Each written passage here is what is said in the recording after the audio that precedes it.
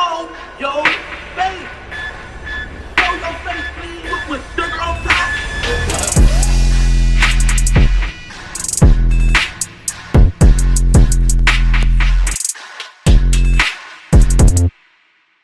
Hey, what's up, y'all? Y'all know my slogan. I don't know it all, but I know what I've been through.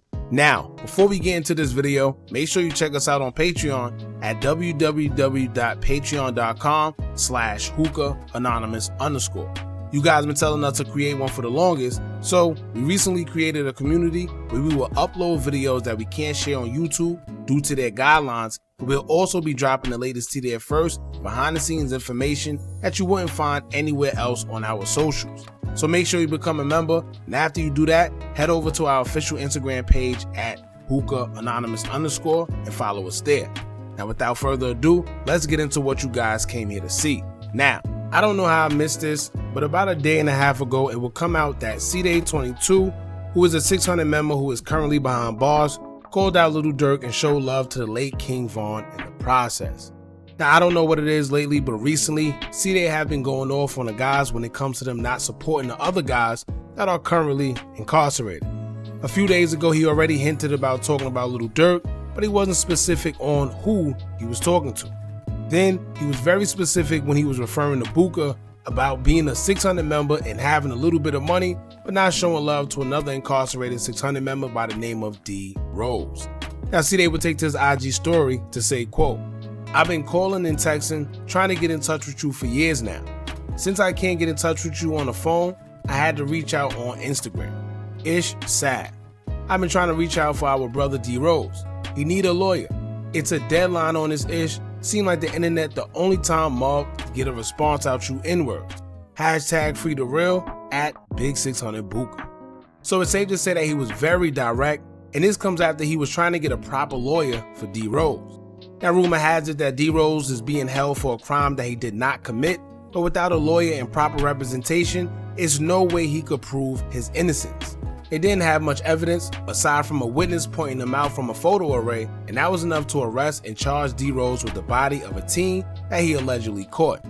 As y'all know, when you're fighting big cases, especially involving someone losing their life, you must have a lawyer and you must be prepared to spend a lot of money. Even if you don't get the case dismissed, the best a lawyer can do for you is get you enough time where you can at least see the light of day again. Sometimes without the proper attorney, whether you did the crime or not, you could be looking at football numbers and potentially spend the rest of your life in jail. So in that case of Cdai, he's trying to reach out to guys such as Hookah and anybody else who have enough money to get D Rose the proper representation before it's too late. Now, when it comes to Cdai and the words he had for Lil Durk, he was very straightforward and direct this time. He addressed Lil Durk via Instagram story and also gave props to King Von, stating that he wouldn't believe what Durk is doing if he was still alive. Now, one of the main reasons I find this interesting and important is for the youth to realize that this is a prime example of when you do whatever for your gang or block, only to realize too late that them same guys don't have your best interests at heart. The same gang and block you was willing to lose your life for wouldn't give you the same energy when you in that cell. Majority of the time, the only person you got is you. But sometimes you realize that when you're already facing a bunch of charges and it's years too late. But anyway, we'll get back to that. Let's get into what Cdai had to say in reference to Lil Durk and King Von, and I want to know what you guys think about it. Now, Cdai would take to his Instagram story and he would say, quote, "If I was one of the top rappers and I was the voice, I wouldn't put N-words in play who don't stand on business for the real steppers that's locked up. Especially if the N-word I'm giving motions wasn't one of the steppers. It's the Love and Hip Hop rap group gang, or is this gang gang gang?" In the next slide, he will repost a picture of King Von and he will caption it as he said, quote, "I wonder what Von to say if he knew you was out here buying N-words loyalty and yes mans and they wasn't standing on business for the steppers from they block. I like how Von got it and branched off and took care of his block unlike these other rap N-words. Hashtag long live King Von." Now let me say this. To be fair, we don't know why Lil Durk haven't put any money towards D Rose's lawyer if that statement is allegedly true. It's not like he don't have the money, and like I told y'all in the last video, It's nothing to get a few guys together and everybody put a couple thousands to retain a good enough lawyer.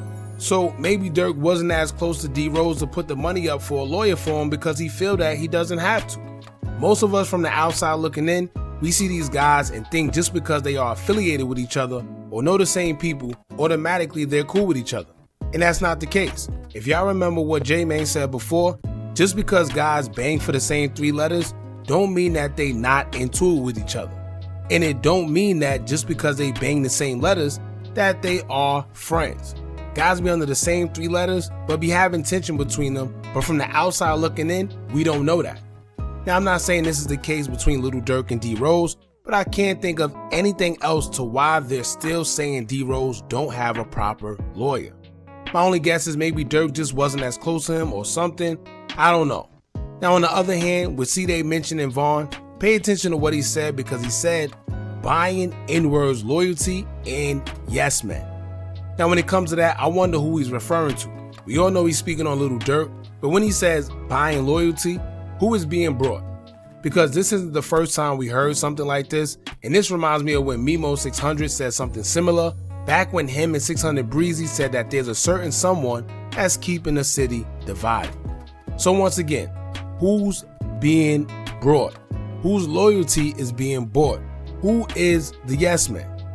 Now one thing's for sure, I always tell y'all that that's one of the reasons guys crash out, because they have too many yes men around them and nobody around that's gonna hold them accountable. As long as you have people around you that's not gonna hold you accountable because you got the bag and they don't wanna get on your bad side, then those friends are never gonna keep it real. They're only gonna tell you what you wanna hear and laugh at any joke you say, whether it's funny or not, because they don't wanna be cut off. But once again, those ain't the people you want around, because they'll never let you know when you're wrong, which may lead you to crashing out one day when it could have been prevented if they would have held you accountable. But anyway, it seems like Cdai has been very, very vocal lately. I guess he's just fed up with what's going on, and he's been revealing that guys aren't as close as we may think.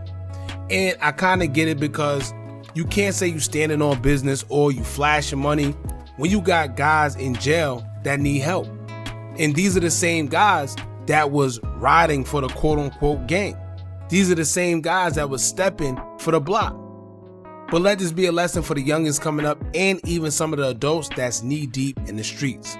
Before it's too late, make sure them same guys you willing to crash out for is willing to do the same thing for you. Because if not, you'll be in the same situation, speaking from a cell with no support, because you thought the guys were something that they really wasn't. So y'all jump in the comments and let me know what y'all think about what Cdai had to say about Lil Durk and the whole King Von comparison. Don't forget to like, comment, share, and subscribe. Hit that bell so you're notified every time we drop new content. And remember, as long as you keep on watching, I'ma keep on dropping. And I'm out.